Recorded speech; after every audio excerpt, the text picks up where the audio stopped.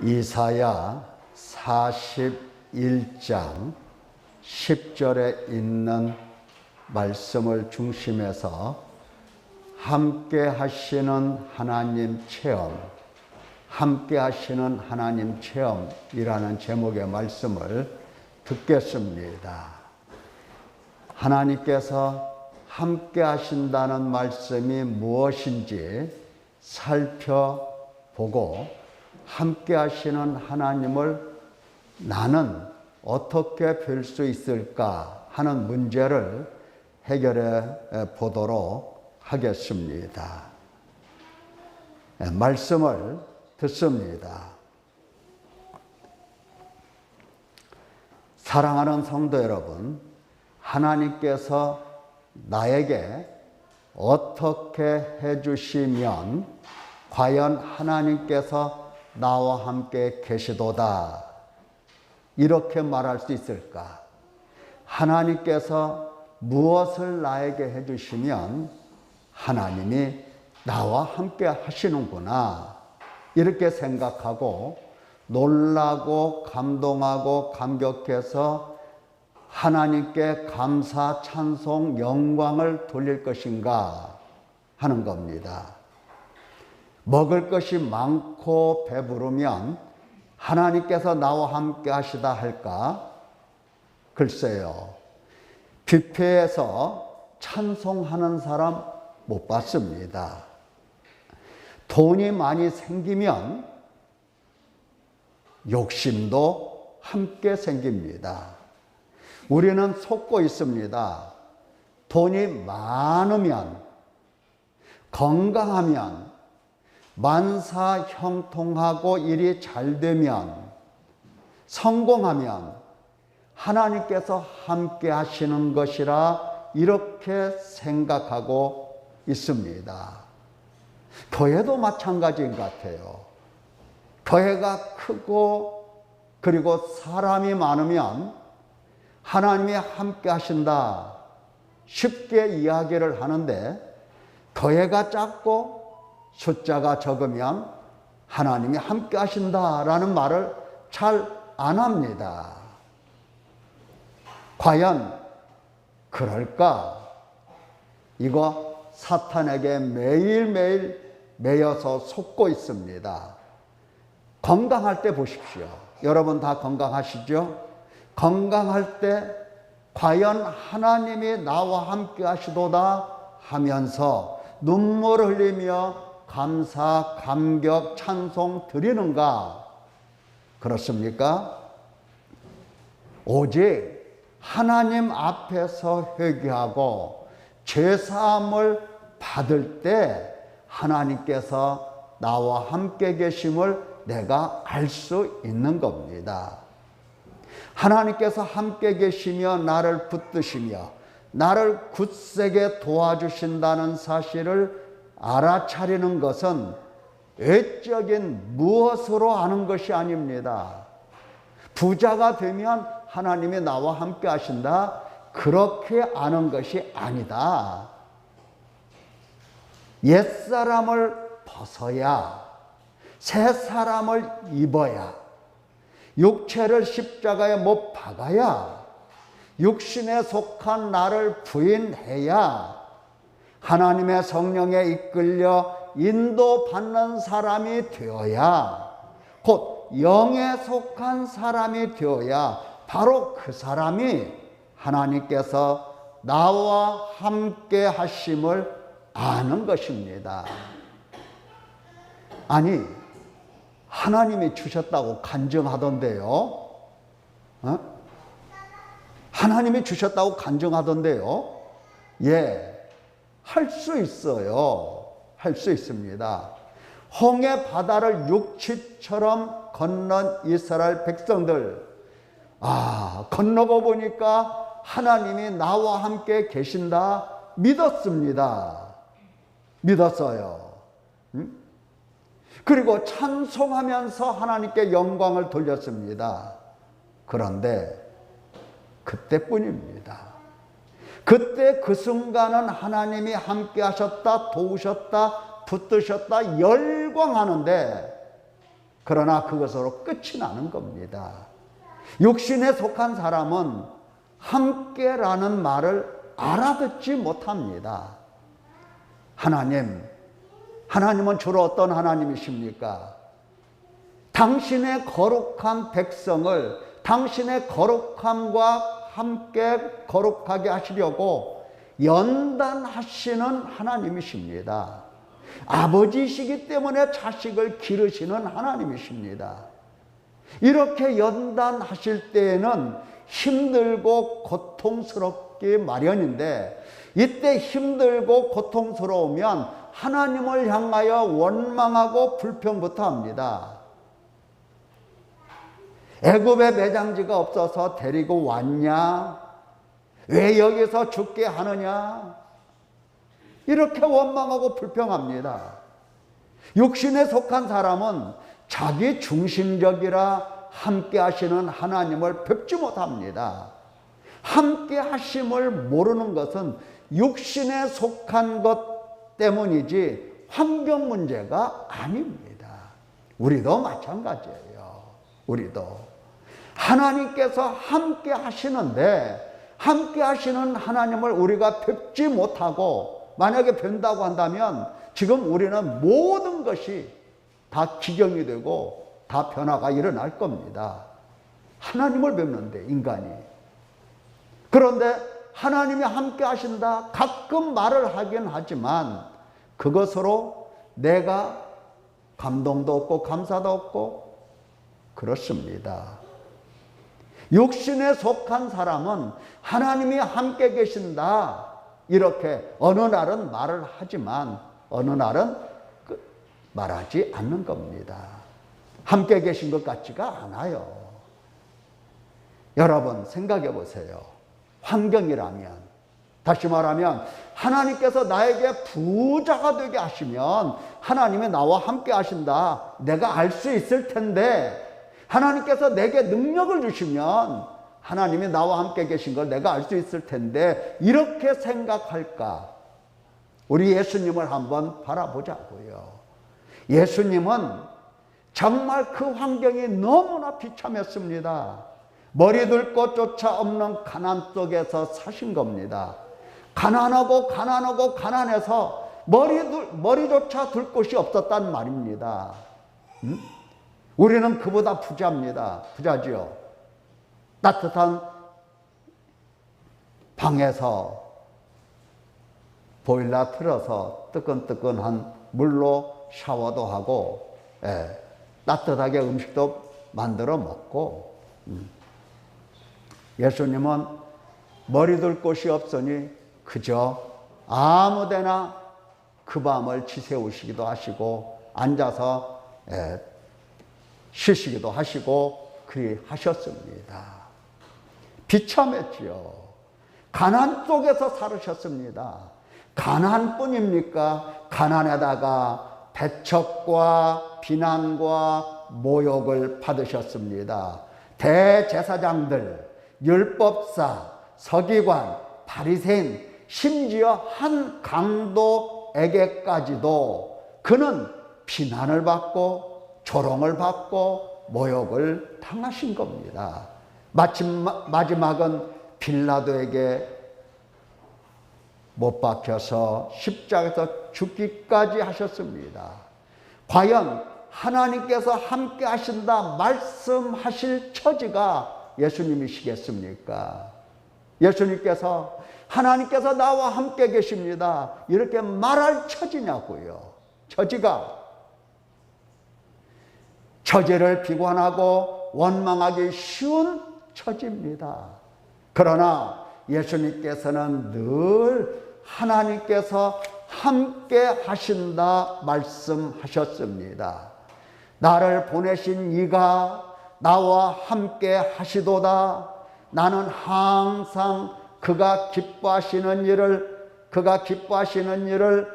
행함으로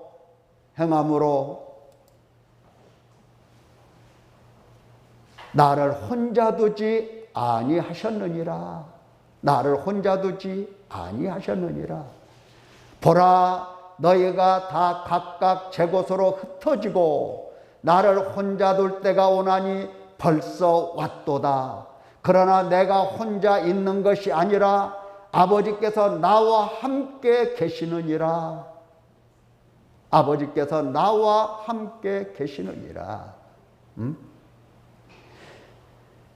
예수님께서 하나님 아버지께 기도하실 때도 아버지여, 창세전에 내가 아버지와 함께 가졌던 영화로서 지금도 십자가를 지금 예수님께서 앞에 두시고 하시는 기도인데, 지금도 아버지와 함께 나를 영화롭게 하옵소서.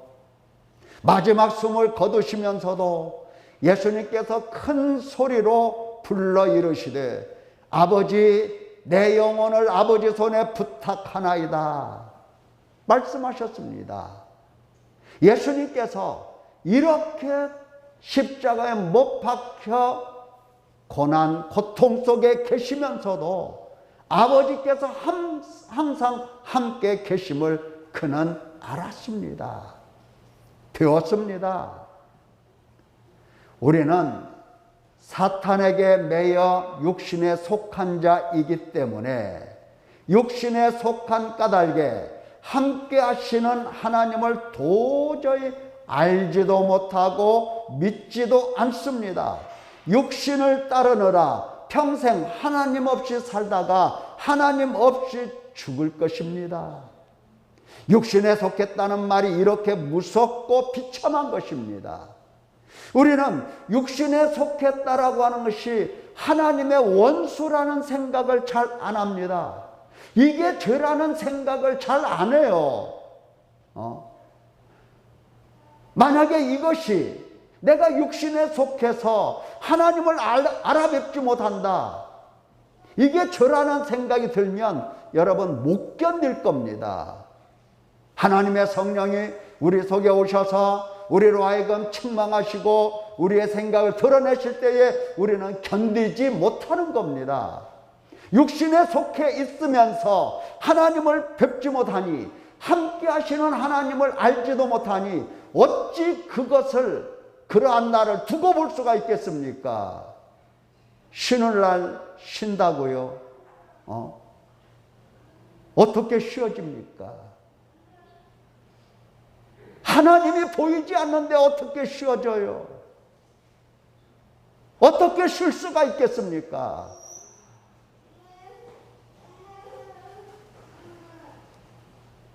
육신에게 져서 육신대로 살 것인가?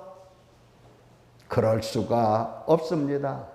나를 부인하고 자기 육체와 정욕을 십자가에 못 박아야 합니다. 그래야 함께 계시며 붙드시는 하나님을 뵙고 그리고 믿고 따라갑니다. 내가 하나님을 따라가지 못하는 이유, 예수님을 따라가지 못하는 이유는 육신에 속해서 따라갈 수가 없는 겁니다. 여러분, 그리스도인이라는 사람들은 도대체 어떤 사람입니까? 그리스도인은, 그리스도 예수의 사람들은 육체와 함께 그 정욕과 탐심을 십자가에 못 박았느니라 이렇게 가르쳐 주십니다. 그리스도인이란 육신의 생각을 부인하고 성령을 따라 성령의 열매를 맺는 영적인 사람, 하나님의 나라를 유업으로 받는 사람, 그가 바로 그리스도인이다 하는 겁니다. 육신 따라 살다가 지옥에 갈 사람을 그리스도인이라 이렇게 부르지 않는 겁니다. 그렇게 부르지 않아요.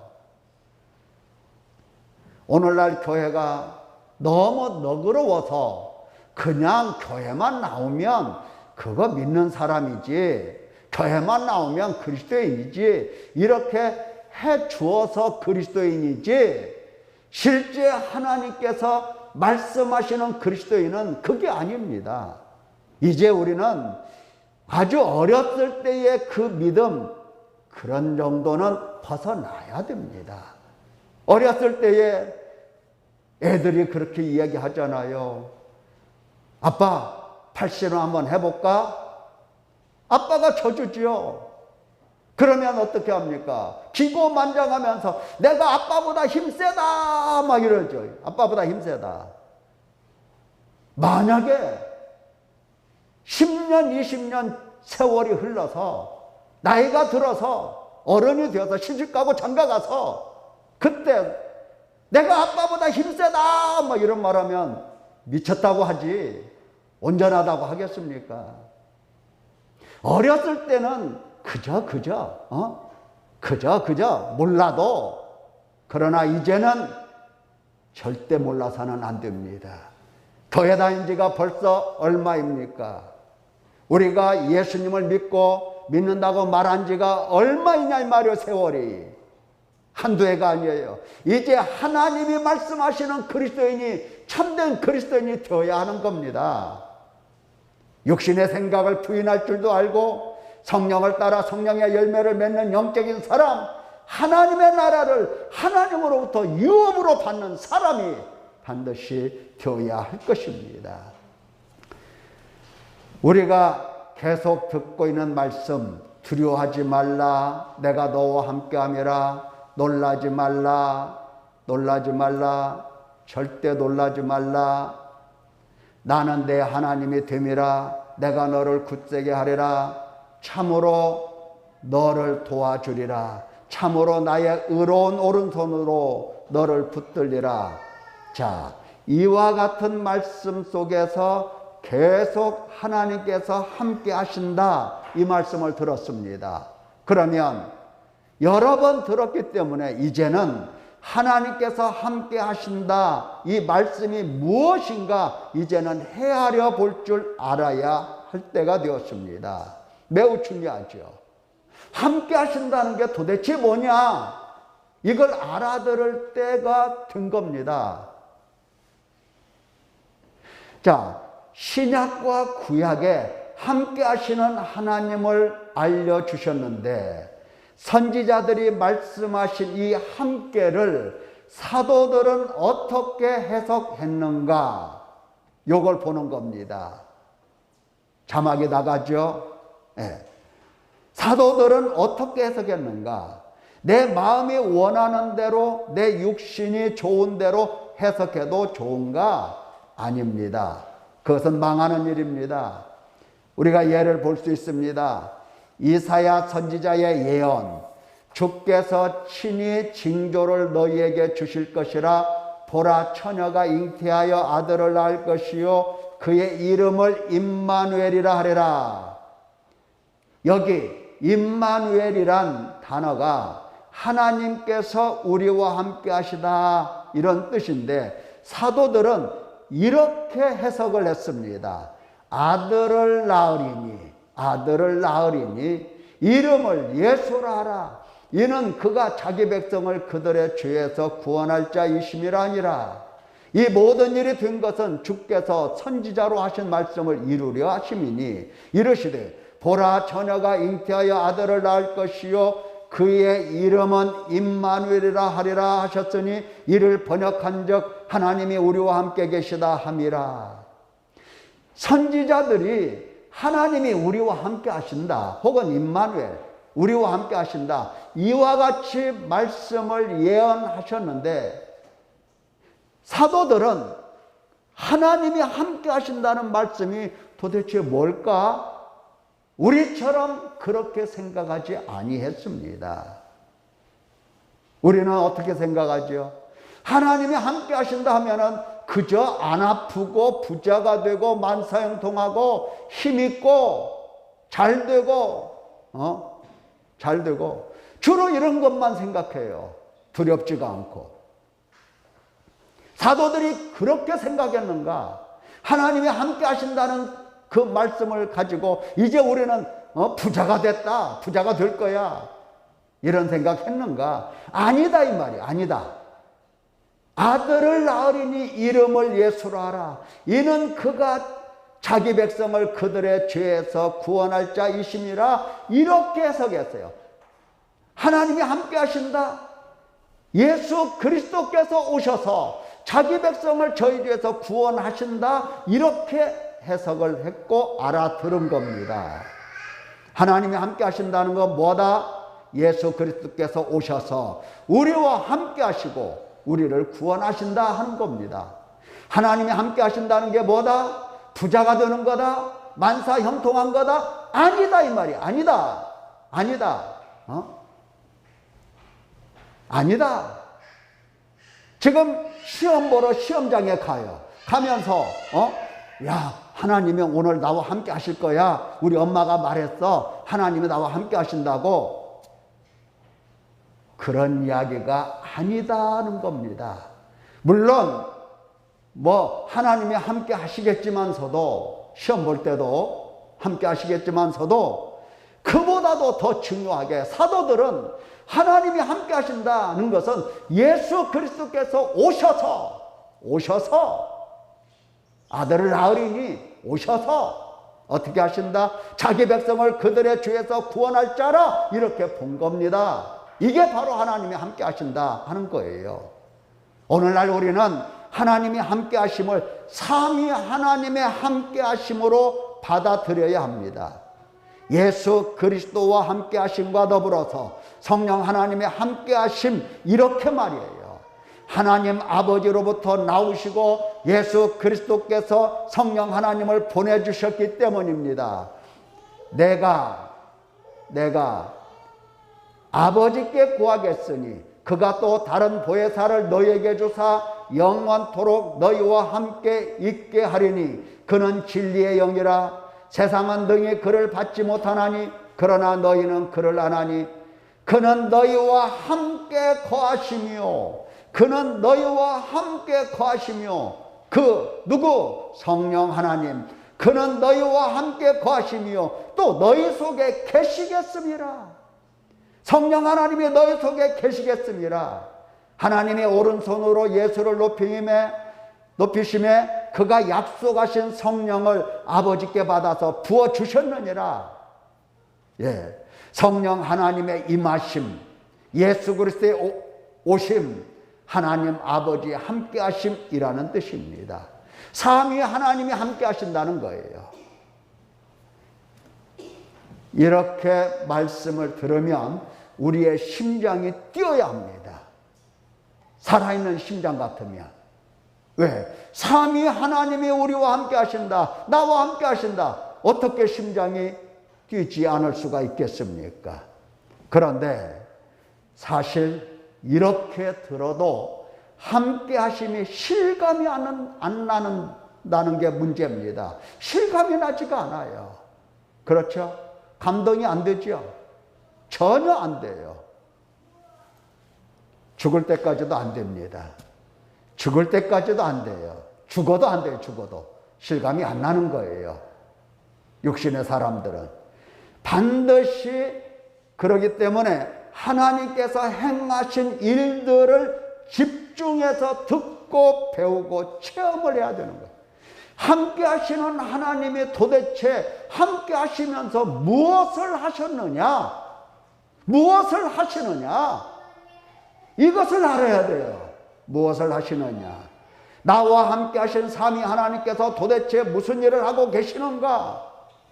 아까도 말씀드렸지만 예수 그리스도를 보내시며 보내신 이유를 확실하게 밝히셨습니다. 뭐냐? 자기 백성을 저희 중에서 구원하실 자라고 말씀하셨어요. 또 예수 그리스도께서도 말씀하셨습니다. 나는 의인을 부르러 온 것이 아니요 죄인을 부르러 왔노라. 다시 다른 복음에서 내가 의인을 부르러 온 것이 아니요 죄인을 불러 회개시키러 왔노라. 하나님이 하시는 일이 뭐예요? 자기 백성입니다. 다른 사람들 아니에요. 남의 자식들 아닙니다. 자기 백성, 자기 자녀들을 저들의 죄에서 구원하시는 우리 하나님이십니다. 죄인을 불러서 회개시키시는 하나님이십니다. 하나님이 그 일을 하신다고요. 하나님이 그 일을 하세요.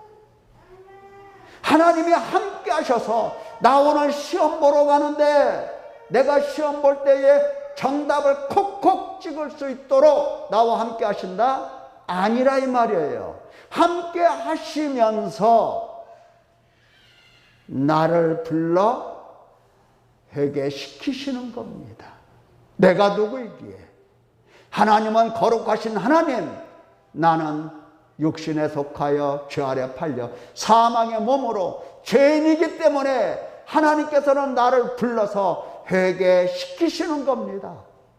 바로 하나님이 이와 같이 일하신다는 것을 내가 듣고 배워야 하나님의 함께 하심을 볼 수가 있는 사람 되는 겁니다. 조금 더 생각해 봅시다. 보내심을 받고 오신 성령 하나님께서도 행하시는 일이 뭐냐? 성령 하나님이 오셔서 아무 일도 아니하시느냐? 성령 하나님이 오셔서 뭐 능력 주시고 손에서 막 권능이 나오게 하시고 그러하시느냐? 성령 하나님은 진리이신 예수님을 증거하시며 그 영광을 나타내시며 죄에 대하여 책망하시고 생명 얻는 회개를 하게 하십니다. 마찬가지예요. 성령 하나님께서도 마찬가지예요. 생명 얻는 회개를 하게 하시는 겁니다. 죄에 대해서 책망하시면서.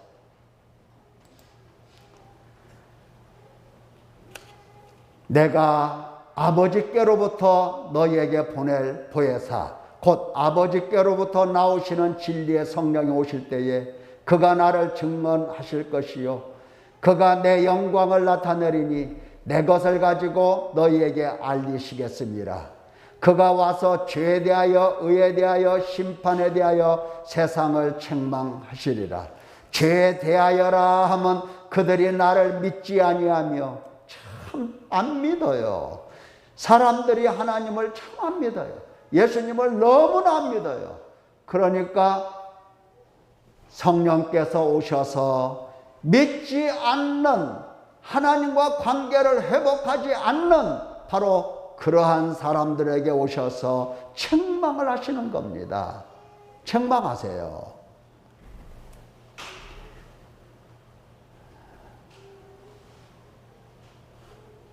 의에 대하여라 하면 내가 아버지께로 가니 너희가 다시 나를 보지 못하며 심판에 대하여라 하면 이 세상 임금이 심판을 받았습니다. 보십시오. 성령 하나님이 오셔서 무슨 일을 하십니까?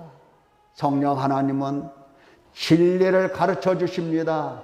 예수님을 가르쳐 주시는데 내가 만약 예수님을 배우고 알게 되었다라고 하는 것은 겉으로 보면 교회요, 겉으로 보면 성경을 내가 읽어서 알게 되었다 하지만 그것으로 사람이 예수님을 알 수 있는 게 아니에요. 성령 하나님이 오셔서 성령 하나님께서 나에게 예수님을 보여주시고 일러주시고 깨닫게 해주시면서 그 앞에서 믿음이 뭔가, 죄가 뭔가 이것을 드러내 주셔서 책망하시면서 회개하게 하시며 생명 얻는 회개를 하게 하시는 겁니다. 생명 얻는 회개라고 하는 것은 내 속에 확고한 예수님에 대한 이 신앙, 믿음을 갖게 만들어 주시는 것입니다. 이와 같은 일을 하시는 거예요. 하나님이 함께 하신다 하실 때에 이와 같은 일을 하시는 겁니다. 그러면 누가 함께 하시는 하나님을 뵐 수 있고 누가 믿고 누가 감사 감격하며 영광을 돌릴까 하는 겁니다. 당연히 죄인입니다. 죄인이에요. 깊은 죄인의식이 있는 사람, 깊은 죄인의식으로 깊이 탄식하고 마음을 찢고 회개하는 사람이 함께 하시는 하나님을 체험할 수밖에 없습니다. 죄인인 줄 모르면 하나님 모릅니다. 하나님 몰라요. 죄인의식이 없는 사람은 하나님 함께 하시는 하나님을 알아차릴 수가 없어요. 와서 일하셔도 몰라요. 와서 내 가족 중에 내 자녀들, 내 딸, 내 아들 속에 오셔서 일하고 계셔도 옆에서 보는 엄마나 아빠가 그걸 몰라요. 못 봐. 죄인의식이 없는 사람은. 막 옆에서 성령 하나님께서 오셔서 옆에 있는 이 집사님 속에서 역사하시고 지금 생명 얻는 회개를 하게 하시는데, 죄인인 줄 모르는 사람은 성령께서 그 속에서 역사하시는 것을 알 도리가 없어요. 하나님이 함께 하신 것을 전혀 알 수가 없어요. 모르는 겁니다. 누가 함께 하시는 하나님을 배울 수 있는가? 누가 알아차리는가? 누가 감사 감격하며 영광을 돌리는가? 죄인입니다. 깊은 죄인의식이 있는 사람, 죄인의식으로 깊이 탄식하고 마음 찢고 회개하는 사람, 이 사람이 함께 하시는 하나님을 체험합니다. 왜? 용서를 받으니까, 죄사함을 받으니까, 씻어주심을 받으니까 알아요. 씻어주심을 받으니까 알아요. 싸매어주심을 받으니까 안다 이 말이에요. 의롭다 하시는 하나님의 사랑을 체험하니까 함께 하시는 하나님을 안다 이 말이에요. 거룩함을 입고 하나님 사랑을 체험하기 때문에 알 수가 있는 겁니다. 알 수가 있는 거예요. 하나님이 씻어주신다, 죄사함을 주신다.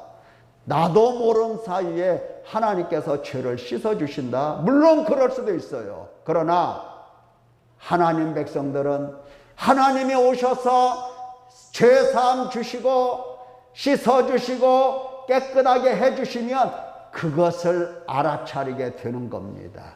이게 하나님 백성들이에요. 그래서 하나님은 사랑의 하나님 알게 되는 겁니다. 사랑을 체험해요. 죄사함을 많이 받은 사람은 하나님을 어떻게 사랑한다? 많이 사랑한다 해서 많이 사랑한다. 불의한 자가 하나님의 나라를 유업으로 받지 못할 줄을 알지 못하느냐? 미혹을 받지 말라. 너희 중에 이와 같은 자들이 있더니 주 예수 그리스도의 이름과 우리 하나님의 성령 안에서 씻음과 거룩함과 의롭다 하심을 받았느니라. 받았다는 것을 알잖아요. 이쯤 되면 누구라도 함께 하시는 하나님을 알아뵙고 믿게 됩니다. 감사, 찬송, 영광을 돌립니다. 죄 씻음 받고 하나님께 감사, 찬송, 영광 안 돌리는 사람은 이 땅에서 아무도 없어요. 아무도 없어요.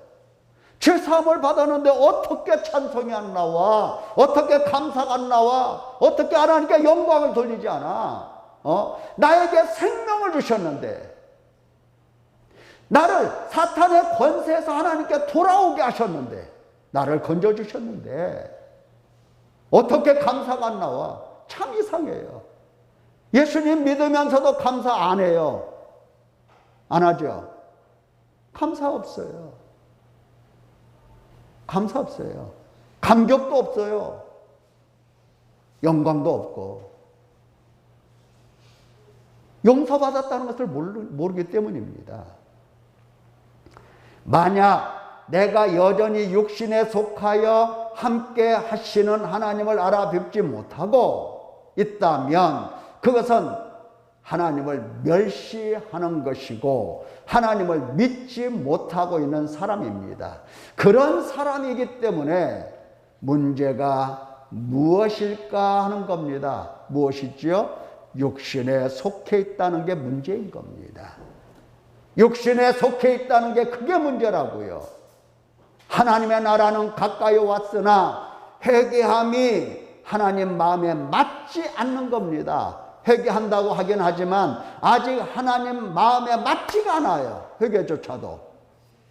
죄인식과 탄식의 깊이가 어중간하고 미지근한 겁니다. 아주 미지근해요.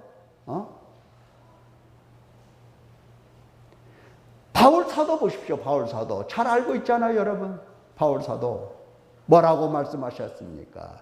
나는 육신에 속하여 죄 아래 팔렸도다 이렇게 선언합니다. 나는 육신에 속하여 죄 아래 팔렸도다. 견딜 수 있어요, 없어요? 다른 것은 다 견딜 수 있어요. 배고픈 것도 견딜 수 있고 추운 것도 견딜 수 있고 사나운 맹수도 그리고 어려운 환경도 다 견뎌낼 수가 있어요. 그런데 성령 하나님이 오셔서 육신에 속하여 죄 아래 팔렸다 책망하실 때는 그것은 못 견디는 거예요. 그건 견딜 수 있는 게 아니에요. 사람이 그걸 견디낼 수가 없어요. 성령 하나님이 오셔서 책망하실 때는 이 세상에 누구도 견뎌낼 수가 없는 겁니다. 성령 하나님께서 작정하고 책망하실 때 누가 그 앞에서 견뎌낼 수가 있겠습니까? 뻔뻔해질 수가 있겠어요? 누가요? 그래서 바울사도 탄식하지 않습니까?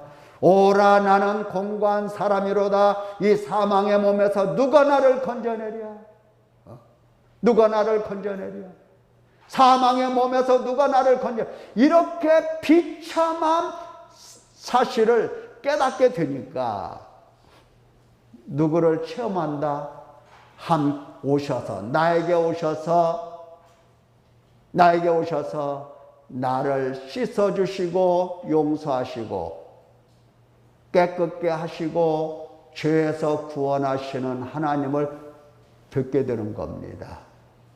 생명의 성령의 법이 죄와 사망의 법에서 구원하셨다는 것을 알게 되는 겁니다. 알게 돼요. 하나님이 나와 함께 하신다는 것을 알아차리게 된 겁니다. 사랑하는 성도 여러분, 하나님 함께 하심을 이와 같은 과정을 통해서 알아차릴 수 있기를 예수님의 이름으로 축원합니다. 기도하겠습니다.